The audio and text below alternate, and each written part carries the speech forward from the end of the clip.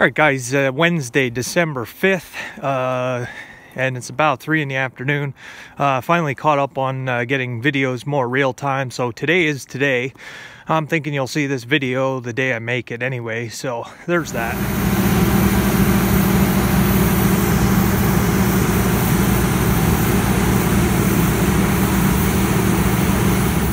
All right, you can see we have some sunshine. You guys probably know already that the next 7, 8, 9 days are supposed to be nice, just chilly. Today is Wednesday, so we got Thursday, Friday, Saturday, 3 more days of deer season. Well, I do sometimes complain about the deer hunters. One thing I will do is I do respect them and their hunting season. When guys are out hunting, I'm not driving around doing stuff with the equipment, making noise. I kind of respect the 2 weeks that they have to hunt, and some of the guys are very good people and very good hunters. So I try to stay out of the fields, try not to make any noise, and just let them have their 2 weeks of deer season. So next week, I do have some things I want to be doing out in the fields as far as like pushing brush and that kind of stuff.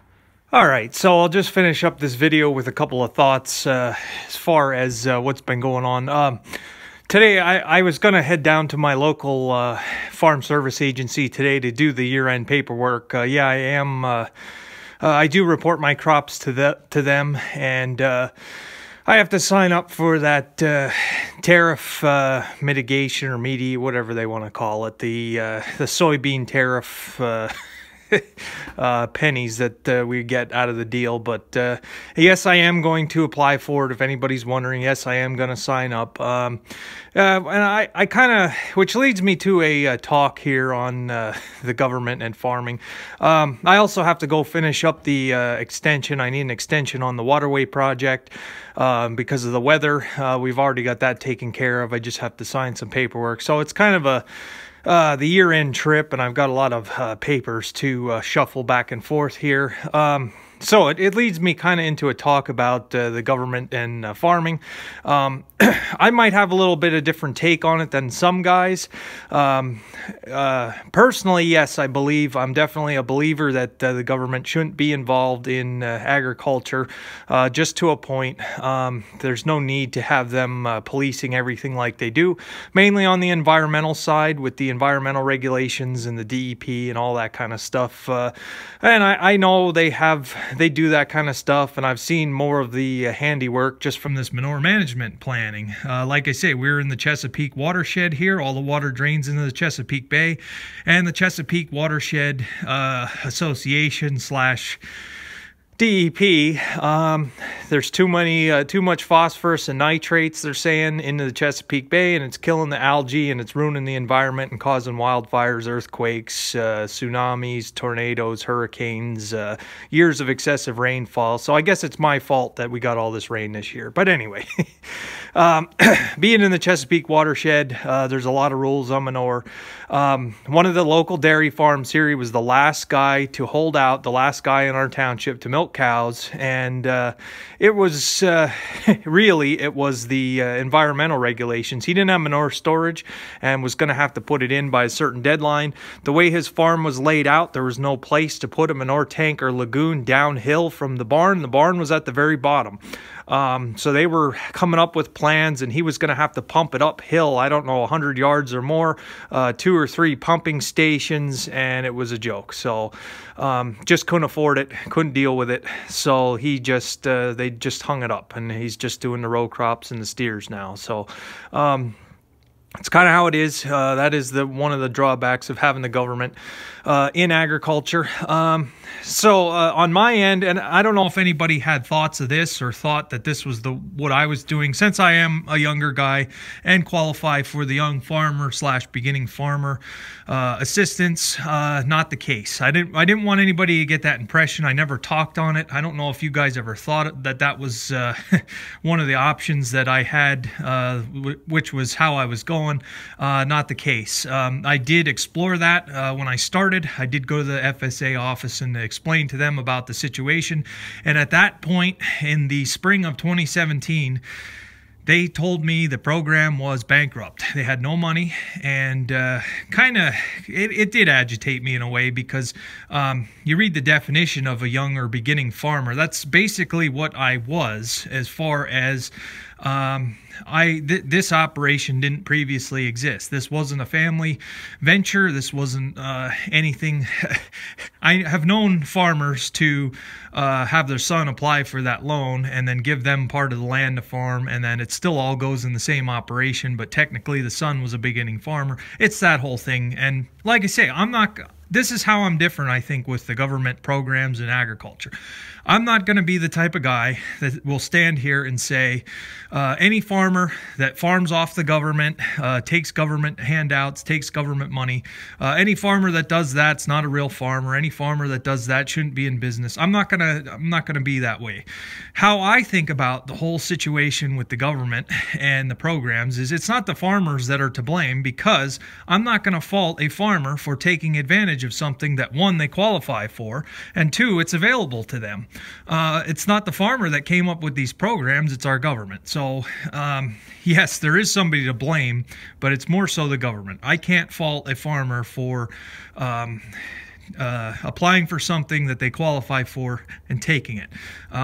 It's kind of it goes back to our government and what they've been doing to agriculture. So I know some guys believe in it, some guys don't. I've known giant mega farms that do all the government programs, and they've been very successful. I know guys that have not taken any government money and have been very successful. And it goes both ways. Guys that have taken government money, they aren't doing so well, and guys who won't take government money, they're not doing so well either. So it's a trade-off. It all comes down to the individual farmer, but it's not the case with me and the Young Farmers Loan. When I started, I had to go to Farm Credit. When I started, I had no debt. I was completely debt-free, no payments, no car payments, no credit cards, no loans. So that really helped.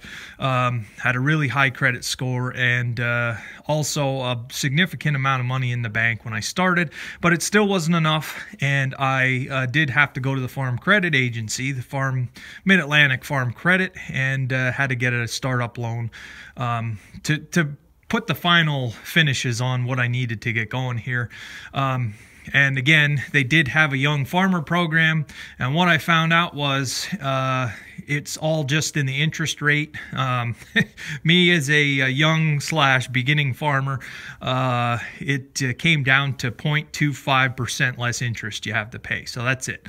That was the great advantage of being in my situation. So they did have programs, the FSA office did have programs for grain bins, grain storage facilities, and had great loan rates on them. And that wasn't any type of an option for me. For one, I don't own the farm, so I'm not going to build a bin on somebody else's property. I had thought, yeah, I could build it over at Dad's place, but again, it's not my property. And for number three, the guys that are doing the planting and harvesting, part of the reason why it's such a good deal for me, the way it's being done, is because they want the grain. They need the grain. So there's no reason for me to have them come in. If I would have them give me all my, if I'd keep all my grain and store it and wait for a better price, for one, they weren't going to come back and buy it just because I was trying to get a higher price. For two, if I would decide to market it and sell it the more traditional way, I'm not going to get as good a deal on planting or harvesting. So you see where it's a trade-off either way. The other program that was available was if you were purchasing the farm, they had like a 1.25% interest rate on young farmers purchasing land, which isn't an option either. So not anything available to me. So anyway, yes, I am going to sign up for the Trump tariff relief, whatever you want to call it, money. On a small scale like this, even just that little bit's going to make a big difference for a little guy like myself. I know the bigger guys, it's just a drop in the bucket. I qualify for it, and it's available. And like I said, I am not going to fault any farmer for taking advantage of what is available and what they qualify for. It'd be dumb if you wouldn't. I think the real problem is still the government coming up with this kind of stuff. Farmers are blamed for everything. I don't think we need to blame them for anything else. So, as a matter of fact, a lot of non-farmers, I have a story time here. I'm about 8 minutes on this part of the video. I'll try to wrap it up. I went to, my wife and I went to one of her high school reunions. It was, I don't know what, if it was the 15-year, 10-year, whatever it was. We went to the high school reunion, and I was talking with one of the guys that she went to school with, and he was went pretty far as college. He had 2 college degrees. He was like a chemist now. He showed up to the reunion in a suit and a tie. One of those type of guys. We were talking, and he asked what I did. I said, well, I was farming and that kind of stuff. And he asked how that was going. I said, well, it hasn't been good in farm country for the last couple of years. It's just how it is. And he said, yeah, but I heard that farmers get paid by the government to farm.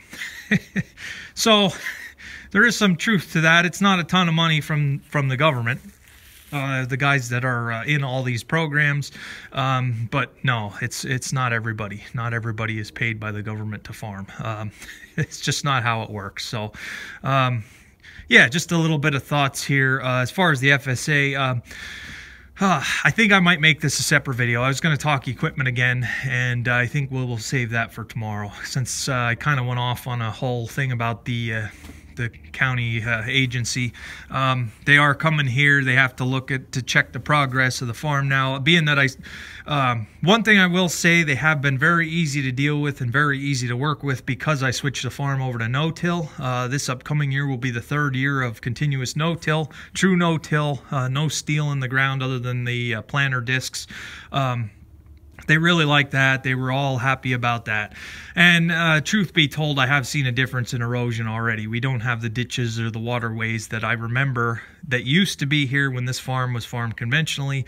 It's just too hilly and steep for tillage. But anyway, that's a whole nother thing. They have to come and check the progress and all that kind of stuff.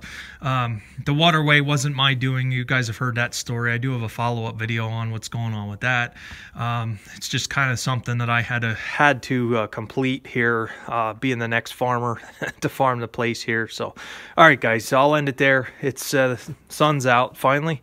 But it is going down now. So just a quick talk on farm credit, farm service agency, that kind of stuff. Like I say, anybody that has taken any type of government money, I don't condemn them guys. Guys that won't take a dime from the government, I won't condemn you either. To each their own.